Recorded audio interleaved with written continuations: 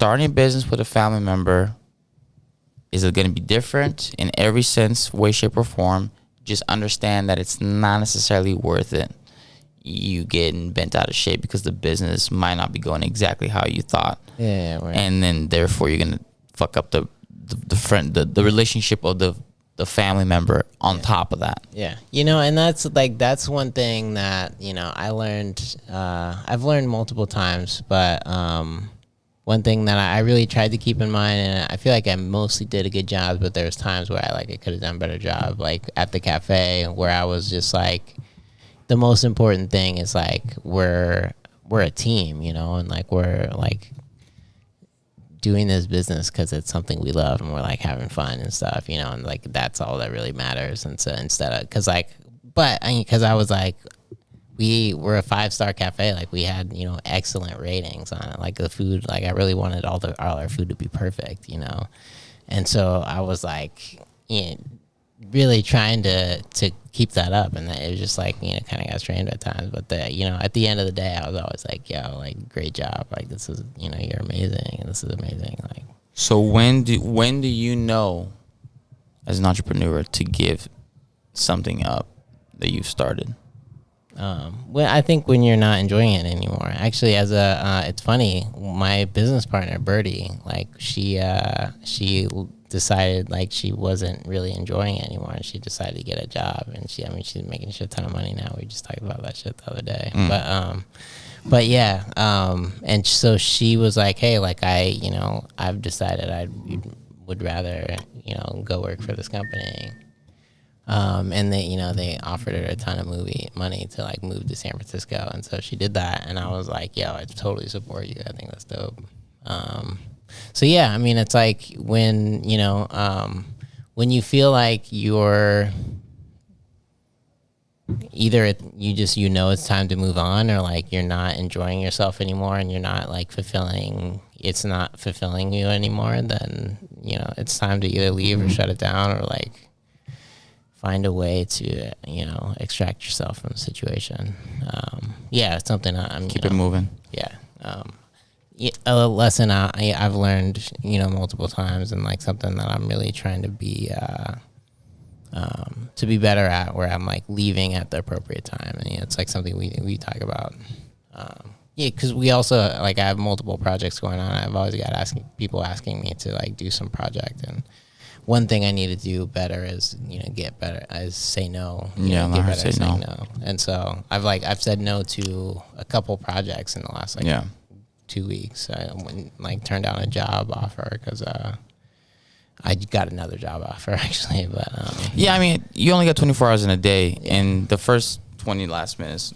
We basically talked about how no matter if you are a starter, you can get into it, but this is more related to if you're the kind of person who's a little bit too active.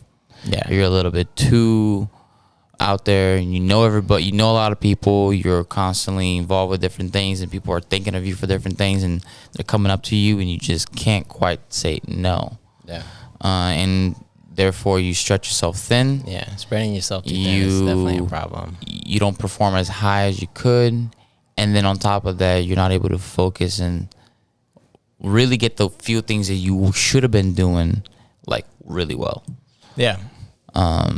Yeah. And I feel like I've been dealing with that too recently. Yeah, me too. It is an art. Mm-hmm.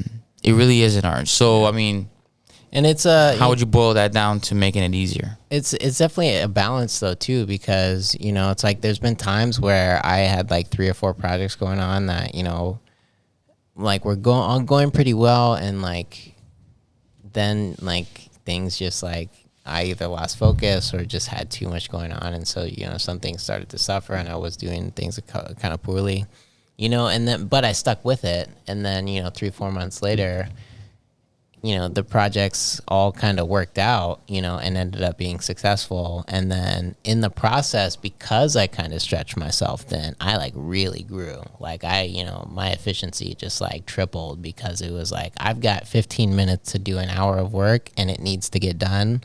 I ended up spending 25, 30 minutes on it, but I got it all done. And then I was hey, don't don't give me an hour of work, like, you know, with 15 minutes to do it. You know, it's like, those are like, learned multiple skills. I got better, you know, efficiency. And then also learned like one, to set boundaries, but two, like what my capacity is, you know, and that's one of the biggest things that I'm still learning is like, when, you know, I have 2 projects of my own, you know, a project with like this project, you know, with a business partner, and then like I'm, you know, volunteering as well. And, you know, someone like I tell, you know, like, I've got like 6 hours that I can dedicate to this. And then, you know, people give me like 4 or 5 things that's like, you know, each one is like 3 or 4 hours. And you're just like, wait,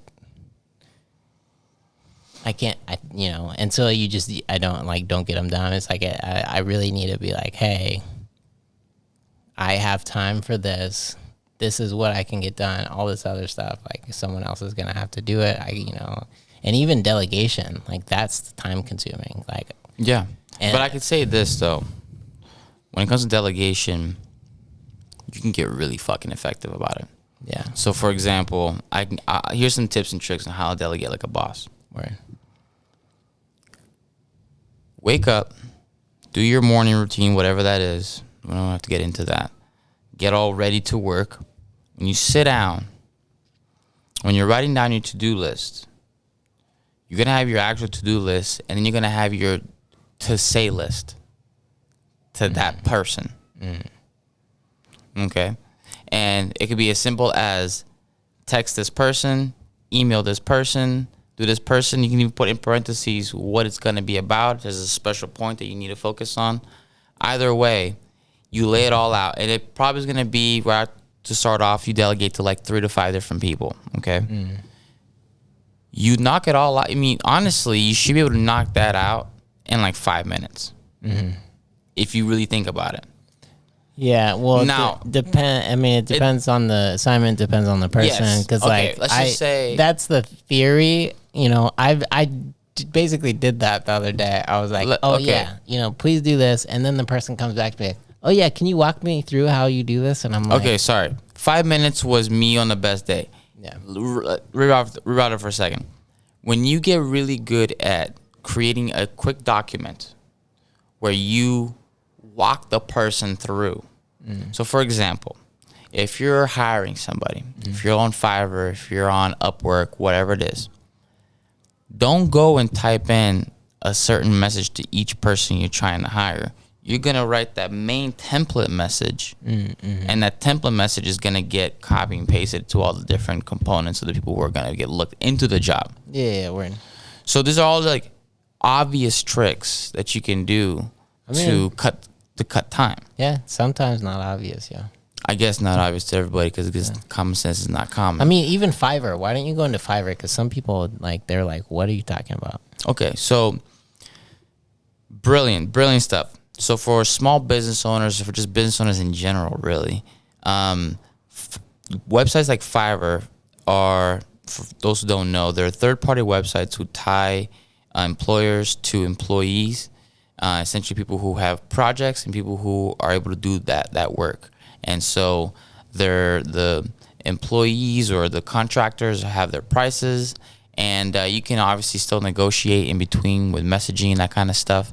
But the website is that mediator where they kind of just are just there to make sure everybody gets what they're supposed to get, nobody gets screwed over, and there's some sort of like rating system, kind of like every app nowadays. Yeah, so it's a little contractor, hiring service, basically. Yeah. And you give people projects. Exactly. And so Upwork is another one, right? Upwork's another one. I would say Fiverr, I've gotten a lot of more creative contractors, and in Upwork, I've gotten more technical contractors. Oh, word, yeah. Yeah, and I think like TaskRabbit is another one. But there's a bunch. Yeah, there's a bunch. Stuff, so they each kind of have their strengths. Now, what I would say is this. You can waste a lot of time and money if you don't know how to use these websites correctly. So using things like you have your template message that you're going to send to all the people who are going to passed the first qualification of like you looked at their profile, they had great reviews, they had a good price, the profile didn't have a bunch of typos, that kind of stuff, and then boom, you put them into the list of people who are gonna receive that message. All right, now you got 10 people. You send them all the message, add their name, make it more custom, that kind of stuff. Out of those 10 people, let's just say 6 or 8 of them are gonna reply back. Okay. Especially because of the pandemic. People are definitely a lot more hungry for work. Or on the worst comes to worst, just say 50% of them reply back. At that point, you continue to talk to them, continue to find out who's going to get the best deal for the best quality of work, and then you funnel it down to 1 or 2. Depending on the type of work that you're looking for, you can even have them send you some sort of example. And then you really whittle it down to the number, the last person, however many you're hiring. But that can be done in a very efficient way, meaning I can talk to about 20 different employees, and I can whittle down to 1 or 2 in about 2 or 3 days with that process. Doesn't take too long. For what kind of project, for example? Well, for example, right now, I have a new song coming out in mid-April called Merlot. And I'll put the cover on the screen. Album cover is hella dope, yo. So that album cover, the artist that I've been working with now for 6 projects now that we've worked together, I think almost 6 projects. And I found him on Fiverr. That process I just told you is what I did to get to him. Word. And so for the record, I had already hired several other graphic designers before him for the last several years. But because I kept going back, because I knew I needed to up my game.